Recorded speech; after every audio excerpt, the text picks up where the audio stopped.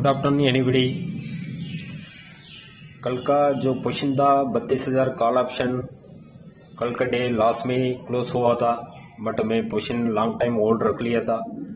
आज भी अपना बादशाह ट्रेडिंग के हिसाब से वो ये पोशिन बनाया था। उसी पोशिन में आज मैंने अच्छा प्रॉफिट कमा लिया।